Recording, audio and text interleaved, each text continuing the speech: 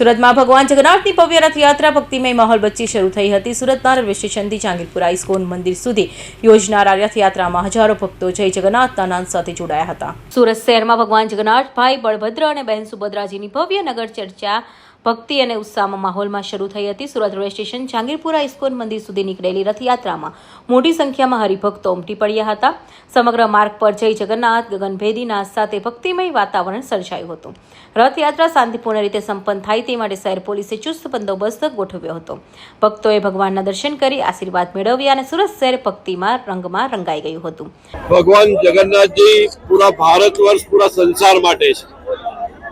આજે પુરી મુકામે પણ ભવ્ય રથયાત્રા દ્વારકા હો કૃષ્ણ ભગવાનના જે પ્રિય સ્થળ છે તે તો ખરા જ, પરંતુ ભારત વર્ષની તમામ જનતા આજે જય જગન્નાથના નારા સાથે એક ગુંજ આખા ભારત વર્ષમાં ગુંજી રહી છે। તો ત્યારે સુરતમાં પણ ઇસ્કોન મંદિર દ્વારા ભવ્ય રથયાત્રાનું આયોજન કરવામાં આવ્યું છે। આ રથયાત્રા સ્ટેશનથી જહાંગીરાબાદ પહોંચશે અને હજારો ભાવિક ભક્તોનો લાભ લે।